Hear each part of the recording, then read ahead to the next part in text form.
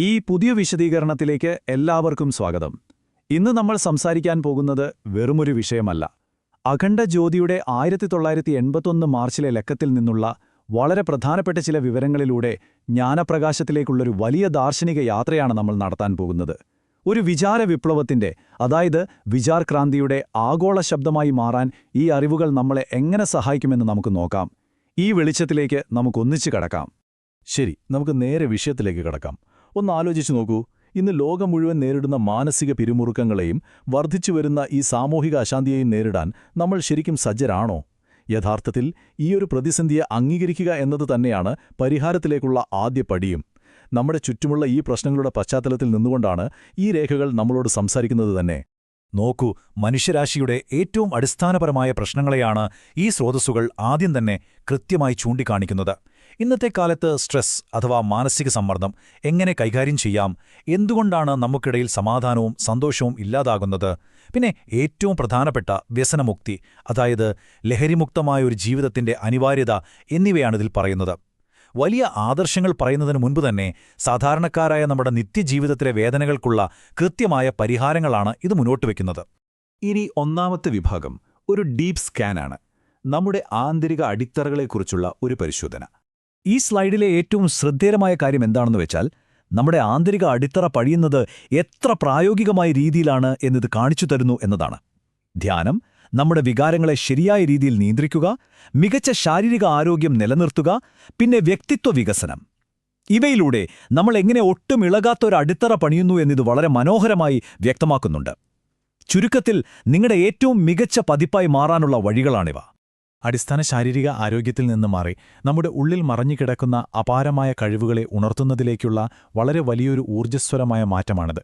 നമ്മുടെ ഉള്ളിലെ സാധ്യതകൾ, നമ്മെ അത്ഭുതപ്പെടുത്തുന്ന ഇച്ഛാശക്തിയും മനസ്സിന്റെ ശക്തിയും പിന്നെ സ്വന്തമായി നമ്മളെ തന്നെ സഹായിക്കാനുള്ള കഴിവ്, ഇവയൊക്കെ എങ്ങനെ ഉണർത്താമെന്ന് ഈ രേഖകൾ പറയുന്നു. ശരിക്കും പറഞ്ഞാൽ ഇത് നമ്മുടെ മനസ്സിന്റെ അടഞ്ഞുകിടക്കുന്ന വാതിലുകൾ തുറക്കുന്നതിന് തുല്യമാണ് കേട്ടോ. ഇവിടെ രണ്ട് പ്രധാന ആശയങ്ങൾ തമ്മിലുള്ള വളരെ കൃത്യമായൊരു താരതമ്യം നിങ്ങൾക്ക് കാണാം: ജീവിതകലയും ജീവിത മാനേജ്മെന്റും. കേൾക്കുമ്പോൾ രണ്ടും ഒന്നാണെന്ന് തോന്നാമെങ്കിലും ഇതിൽ വ്യത്യാസമുണ്ട്. ഒന്ന് ജീവിതം എന്താണെന്നതിൻ്റെ ദാർശനികവും ആത്മീയവുമായ ഫിലോസഫി നമുക്ക് നൽകുമ്പോൾ, മറ്റൊന്ന് ഈ തിരക്കേറിയ ജീവിതത്തിൽ അതെങ്ങനെ പ്രായോഗികമായി നടപ്പിലാക്കാം എന്ന് തികച്ചും നിഷ്പക്ഷമായി കാണിച്ചു തരുന്നു. സത്യത്തിൽ ഇവ രണ്ടും ഒരു നാണയത്തിൻ്റെ ഇരുവശങ്ങൾ പോലെ പ്രധാനപ്പെട്ടതാണ്.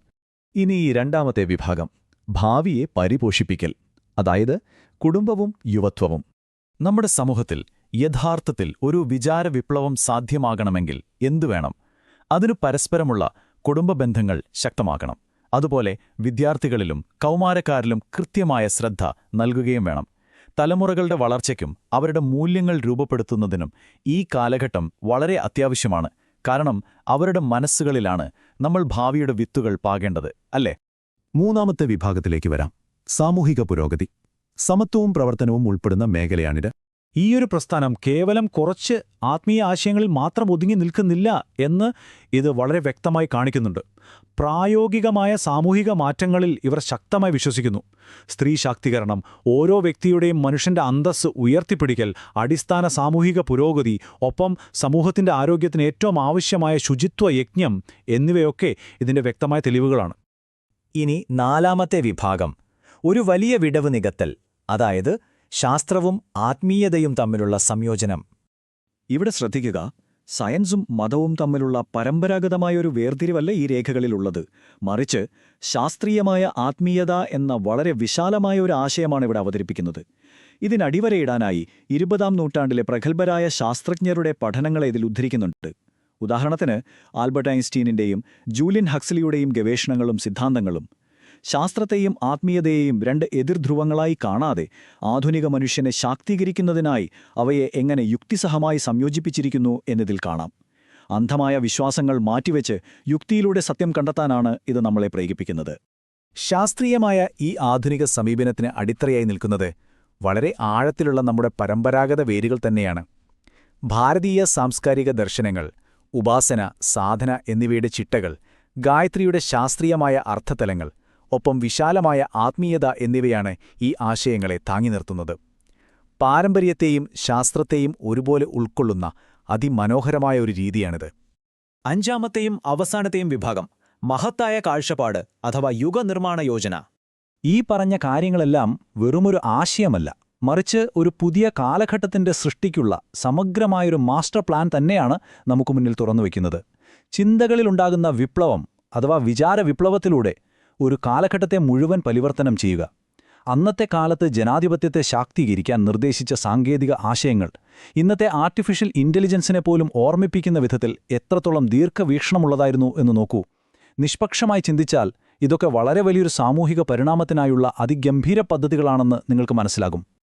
ഈ മഹത്തായ ലക്ഷ്യത്തെ പൂർണ്ണമായി ഉൾക്കൊള്ളുന്ന ഒരു പ്രധാന വാചകം ഈ സ്രോതസ്സിൽ കൃത്യമായി രേഖപ്പെടുത്തിയിരിക്കുന്നത് ഇങ്ങനെയാണ്: പ്രാചീന ഭാരതീയ പൈതൃകത്തിന്റെ വെളിച്ചത്തിൽ ധാർമ്മിക ആത്മീയ നവോത്ഥാനത്തിനായുള്ള യുഗനിർമ്മാണ യോജനയുടെ അഥവാ കാലഘട്ടത്തിന്റെ പുനർനിർമ്മാണത്തിനായുള്ള പ്രസ്ഥാനത്തിന്റെ ഒരു ആഗോള സവിശേഷ കേന്ദ്രമായും ഉറവിടമായും വർഷങ്ങളിലൂടെ ശാന്തികുഞ്ച് ഉയർന്നു വന്നിരിക്കുന്നു. ഇതിലെ ഓരോ വാക്കുകളും ഈ ദൗത്യത്തിന്റെ ആഴവും വ്യാപ്തിയും എത്രത്തോളമുണ്ടെന്ന് നമ്മെ ഓർമ്മിപ്പിക്കുന്നു. നമ്മൾ ഇതുവരെ വിശകലനം ചെയ്ത ഈ 20 വിപ്ലവകരമായ പാതകളുടെയും അവസാന ലക്ഷ്യം വളരെ വ്യക്തമാണ്: ഭൂമിയിൽ സ്വർഗം സൃഷ്ടിക്കുക, ഒപ്പം ഒരു പുതിയ യുഗത്തിന്റെ ആവിർഭാവം സാധ്യമാക്കുക. ഇത് കേവലം കുറച്ച് സ്വപ്നങ്ങളല്ല, നമ്മൾ ചിന്തിക്കുകയും പ്രവർത്തിക്കുകയും ചെയ്താൽ ഉറപ്പായും എത്തിച്ചേരാൻ കഴിയുന്ന അന്തിമ ലക്ഷ്യങ്ങളിലേക്കാണ് ഈ ആത്മീയ ശാസ്ത്രയാത്ര നമ്മെ നയിക്കുന്നത്. അപ്പോൾ ഇതിൽ നിന്നെല്ലാം നമ്മൾ മനസ്സിലാക്കേണ്ട പ്രധാനപ്പെട്ട കാര്യം ഇതാണ്: ഈ വലിയ മാറ്റത്തിന്റെ ചുരുക്കം നമ്മൾ കണ്ടുകഴിഞ്ഞു. ആദ്യം മാനസിക സമ്മർദ്ദങ്ങളും ലഹരിയും പോലെയുള്ള പ്രശ്നങ്ങളെ ഇല്ലാതാക്കുക, അതിനുശേഷം വ്യക്തിയെയും ഒപ്പം സമൂഹത്തെയും ശാക്തീകരിക്കുക, പിന്നെ ശാസ്ത്രത്തെയും ആത്മീയതയും പരസ്പരം ബന്ധിപ്പിക്കുക, ഒടുവിൽ മാനവരാശിക്കായി ഒരു പുതിയ യുഗം തന്നെ പടുത്തുയർത്തുക. ഈ അറിവുകൾ വെറും വാക്കുകളല്ല, ലോകത്തെ മാറ്റാനുള്ള ഒരു വലിയ വിപ്ലവത്തിന്റെ തുടക്കമാണ്. ഒന്ന് സങ്കൽപ്പിച്ചു നോക്കൂ, സ്വന്തം ജീവിതത്തെയും ഈ ലോകത്തെയും പൂർണ്ണമായി മാറ്റിമറിക്കാൻ കഴിയുന്ന ആ അപാരമായ വെളിച്ചം നിങ്ങളുടെ ഉള്ളിൽ തന്നെ ഉണർന്നാൽ.